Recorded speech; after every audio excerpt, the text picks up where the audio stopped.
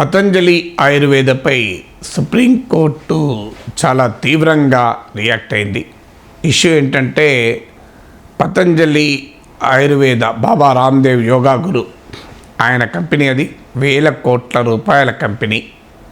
ఆయుర్వేదం పైన, ప్రకృతి సంబంధిత ఉత్పత్తులపైన మన ప్రజల్లో ఉండేటువంటి అపారమైన నమ్మకము, విశ్వాసము పతంజలి ఆయుర్వేదకు బ్రహ్మాండమైన వ్యాపార వస్తువైంది.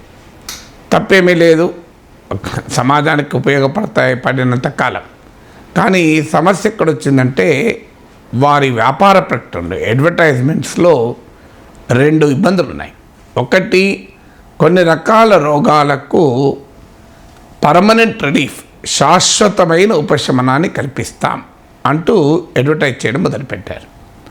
అంతేకాకుండా మా ఉత్పత్తులు కెమికల్ బేస్తో తయారు చేసే ఆలోపతు మందుల కన్నా గొప్పది అని కూడా చెప్పడం మొదలుపెట్టారు.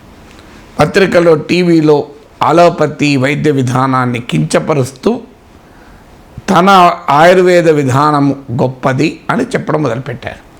ఆయుర్వేద విధానం గొప్పది అని చెప్పడానికి ఎవరికి అభ్యంతరం లేదు. తరతరాల భారతీయ సంస్కృతిలో పెరిగిన వైద్య విధానం ఇది. మనం అందరము కూడా అనేక అంశాల్లో ఆయుర్వేదం నమ్ముతూ ఉంటాం, విశ్వసిస్తూ ఉంటాం. కానీ అలోపతి వైద్యాన్ని చాలా నెగిటివ్గా చెప్పడం అనేది ఈ కంపెనీ చేసిన పొరపాటు. కరోనా వ్యాక్సిన్లపై కూడా గతంలో ఇలాగే వ్యాఖ్యలు చేశారు. కరోనాకు మేము ఔషధం కనుగొన్నామని, కరోనాను తగ్గిస్తుంది అని చెప్పినప్పుడు చివరకు మోడీ ప్రభుత్వమే రంగంలోకి దిగి అలా చెప్పకూడదు అన్న తర్వాత ఇమ్యూనిటీ బూస్టర్గా దాన్ని కరోనా కాలంలో మార్చుకుంది పతంజలి ఆయుర్వేద. ఈ అంశాలపైన 2 ఏళ్ల క్రితం సుప్రీంకోర్టులో కేసు పడింది. సుప్రీంకోర్టు స్పష్టమైన ఆదేశాలు ఇచ్చింది. పతంజలి ఆయుర్వేద కంపెనీ రిటర్న్గా అండర్టేకింగ్ ఇచ్చింది సుప్రీంకోర్టుకు. ఇక నుంచి మేము మా ఉత్పత్తుల వల్ల ఫలానా రోగము తగ్గుతుంది, క్యాన్సర్ మొత్తానికే పోతుంది, లేదు షుగర్ వ్యాధి శాశ్వతంగా రిలీఫ్ దొరుకుతుంది, ఇలాంటి స్టేట్మెంట్లు ఇవ్వము. ఇతర వైద్య విధానాలపైన నెగిటివ్గా కూడా మేము అడ్వర్టైజ్మెంట్లు ఇవ్వము అని లిఖితపూర్వకంగా సుప్రీంకోర్టుకు పతంజలి కంపెనీ చెప్పింది. అయినా కూడా తన ధోరణి మార్చుకోలేదు, అలాగే అడ్వర్టైజ్మెంట్లు ఇస్తూ వెళ్ళింది. దీనిపైన సుప్రీంకోర్టు రియాక్ట్ అవుతూ చాలా తీవ్రమైన వ్యాఖ్యలు చేసింది. దేశాన్ని మీరు you have taken India by right, nation by right for right అంటే ఈ దేశం ఏది పట్టించుకోదు అని భావిస్తున్నారా అంటూ రియాక్ట్ అయింది. కేంద్ర ఆయుష్ మంత్రిత్వ శాఖ కూడా you have shut your eyes, మీరు కళ్ళు మూసుకున్నారా? 2 ఏళ్లుగా దేశంలో ఉన్న చట్టం 1954లో పార్లమెంట్ చట్టం చేసింది, drugs and magic remedies objectionable advertisement act of 1954 అని. అంటే ఎవరైనా మ్యాజిక్ రెమెడీ ఉంది, తాము తయారు చేసే ఉత్పత్తికని క్లెయిమ్ చేసుకుంటే అది చట్ట విరుద్ధం. అందుకే మీకు గుర్తుంటే ఉంటుంది, చేప మందుపై కూడా ఆస్తమా రోగులకు హైదరాబాదులో బత్తన బ్రదర్స్ ఇచ్చే చేప మందుపై కూడా సైన్స్ సంఘాలు తీవ్రంగా ప్రశ్నిస్తే అప్పటి నుంచి ఇది చేప మందు అనరు, చేప ప్రసాదము అంటారు. అంటే మందు అని అన్నప్పుడే సమస్య.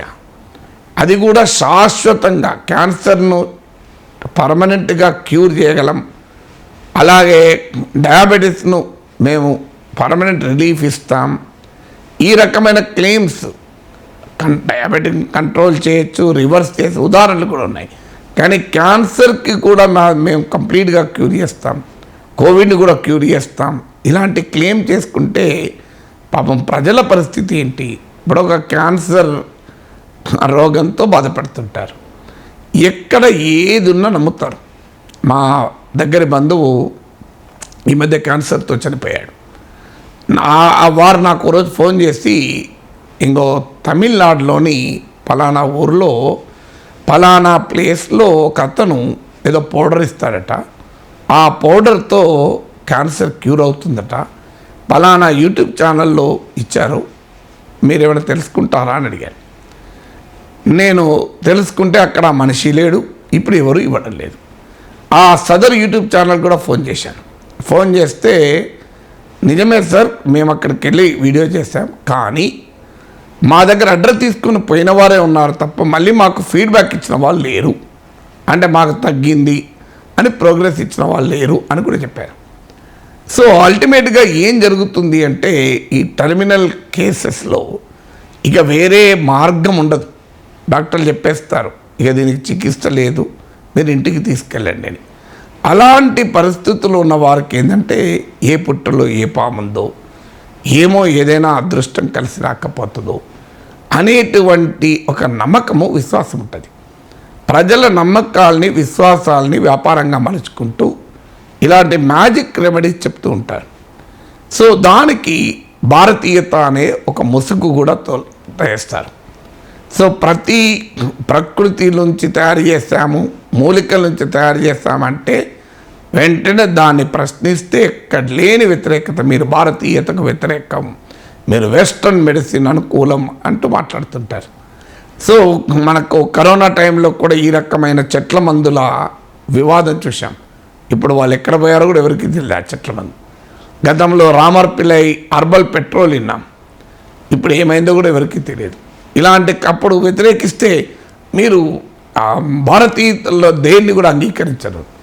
అయ్యా అది ఆయుర్వేదమా, హోమియోపతా, ఆలోపతా అని కాదు, ఏదైనా వైద్య పరీక్షకు నిలవాలి. దానికి ఒక పద్ధతి ఉంటుంది. క్లినికల్ ట్రయల్స్ ఉంటాయి, అంటే మొదలు ఎనిమల్ ట్రయల్స్ ఉంటాయి, తర్వాత హ్యూమన్ ట్రయల్స్ ఉంటాయి. సిస్టమేటిక్గా డోసేజ్ ఇవ్వాలి, దాని రిజల్ట్స్ రికార్డ్ కావాలి. ఆ రీసెర్చ్ను పీర్ రివ్యూ అంటారు, అంటే ఇతర పరిశోధకులు, ఆయా రంగాల నిష్ణాతులు దాన్ని సమీక్షించాలి. అప్పుడు అది ఔషధంగా ముందుకు వస్తుంది. సో ఆ ఔషధం తయారు చేసే ప్రక్రియ ఉంటుంది, దాని డోసేజ్ ఉంటుంది, దాని నుంచి ఏమైనా సైడ్ ఎఫెక్ట్స్ ఉంటాయా ఉంటుంది. ఇవన్నీ స్టడీ చేశాకనే కాస్ట్ బెనిఫిట్ అనాలిసిస్ ఏంటి, ఈ మందు వల్ల లాభం ఏంటి, నష్టం ఏంటి అని లెక్కేసినాక సంబంధిత వ్యవస్థలు అనుమతిస్తాయి. ఇది ఆయుర్వేదాలో ఆయుష్నా ఇదే విధానం అనుసరిస్తుంది. అలాగే మెడికల్ కౌన్సిల్ ఆఫ్ ఇండియా లాంటి సంస్థలు ఆలోపతికైనా ఉంటాయి. అందువల్ల ప్రతి వైద్య విధానానికి కొన్ని గొప్ప లక్షణాలు ఉంటాయి. అందువల్ల ఆలోపతి లక్షణాలు ఆలోపతి, ఆయుర్వేద లక్షణాలు ఆయుర్వేది. హోమియోపతిని కూడా సైన్స్ కాదనే వారు వాదించేవారు ఉన్నారు. పిఎం భార్గవ లాంటి ప్రఖ్యాత శాస్త్రవేత్తలు కూడా అసలు హోమియోపతి సైన్సే కాదు అని తీవ్రంగా ఖండించారు కూడా వారు. కానీ హోమియోపతి నమ్మేవాళ్ళు హోమియోపతి నమ్ముతున్నారు. వాటి వల్ల ఉపశమనం పొందిన వారు ఆ వైద్య విధానాన్ని నమ్ముతూ ఉంటారు. ఆయుర్వేదం మన నిత్య జీవితంలో కూడా అనేక ఆయుర్వేద సూత్రాలను, దగ్గు జలుబు ఉందనుకోండి, తులసాకు, ఓమ, సో తమలపాకు, కరక్కాయ ఇవన్నీ వేసి నూరి కషాయం తాగుతూ ఉంటాను. నేను కూడా తాగుతూ ఉంటాను. చాలా మంచి రిలీఫ్ కూడా ఉంటుంది, ఎందుకంటే తరతరాలుగా వస్తున్న సాంప్రదాయం ఇది. సో మనకు అందువల్ల ఏ వైద్య విధానాన్ని కించపరచకూడదు. ఏ వైద్య విధానం ప్రత్యేకత దానిదే. కానీ అది ఏదైనా కానీ ఔషధము అన్నప్పుడు అది పరీక్షకు నిలవాలి. ఇప్పుడు పతంజలి ఉత్పత్తి చేసే దాంట్లో కూడా అనేక ఎఫ్ఎంసీజీ ప్రొడక్ట్స్ ఉంటాయి, ఫాస్ట్ మూవింగ్ కన్జ్యూమర్ గూడ్స్ అంటారు. అంటే టూత్పేస్ట్లు, సబ్బులు, క్రీములు ఇలాంటివి ఉంటాయి. వాటి మీద ఎవరికి అభ్యంతరం ఏం లేదు. అవి ప్రజలు వాడతారు, వాళ్ళకు కన్వీనియంట్ అనిపిస్తే మళ్ళీ వాడతారు. కన్వీనియంట్ లేదనుకుంటే, వాళ్ళ రిలీఫ్ లేదనుకుంటే వాడరు. ఒకటే ఏంటంటే దాంట్లో ఏ పదార్థాలు ఉన్నాయో చెప్పాలి, ఎంత డోసేజ్లు ఉన్నాయో చెప్పాలి. చెప్పకుండా లేబుల్ వేయకూడదు, అదొకటే ఇంపార్టెంట్. తర్వాత అలాంటి ఫాస్ట్ మూవింగ్ కన్జ్యూమర్ గూడ్స్తో ఇబ్బంది లేదు. ఇదే కాక అంటే లైఫ్ స్టైల్ ప్రొడక్ట్స్ అంటారు. సో వీటితో ఇబ్బంది లేదు. సమస్య ఏంటంటే పెద్ద పెద్ద ఆ రోగాలకు మా దగ్గర మందు ఉంది, క్యాన్సర్కు మా దగ్గర మందు ఉంది, పలానా దానికి మందు ఉంది అని క్లెయిమ్ చేయడమే చాలా పెద్ద సమస్యగా ముందుకు వస్తుంది. అలా క్లెయిమ్ చేసేటప్పుడు, అది ఔషధము అని బ్రాండ్ చేసేటప్పుడు, ఆ ఔషధాన్ని తయారు చేసేందుకు శాస్త్రీయ పద్ధతి, ఆయా వైద్య విధానంలో ఉన్న శాస్త్రీయ పద్ధతి, ఆయుర్వేదంలో నేను నిర్దేశించిన శాస్త్రీయ పద్ధతి, ఆయుర్వేద విద్వాంసులు అంగీకరించి ఆయుష్ మంత్రిత్వ శాఖ నిర్ధారించిన పద్ధతి, అది ఏది లేకుండా నేను ఏదైనా క్లెయిమ్ చేసుకుంటాను, దాంతో మొత్తానికే తగ్గిపోతుంది అని ఉంటే దాని నుంచి వేల కోట్ల వ్యాపారం చేయొచ్చు. ఎందుకంటే ప్రజలు నిస్సహాయ పరిస్థితులు ఉన్నప్పుడు నమ్ముతారు. అందులో ఆయుర్వేదము, మూలికా వైద్యం అంటే ఇంకెక్కువ నమ్ముతారు. దానివల్ల ఆ వైద్య విధానానికి కూడా చెడ్డ పేరు వస్తుంది. క్వాలిఫైడ్ ఆయుర్వేదిక్ ప్రాక్టీషనర్సు పరిశోధకులు తయారు చేసిన ఔషధాలకు కూడా విశ్వసనీయత పోతుంది. అందువల్ల ఆ సైన్స్గా చూడాలి. ఆ సైంటిఫిక్ క్లెయిమ్స్ చేసేటప్పుడు ఖచ్చితంగా చట్టమే చెప్తుంది. చట్టం నిర్దేశించిన నిబంధనలకు లోబడి ఉండాలి. అది పతంజలికైనా ఎవరికైనా చట్టమే.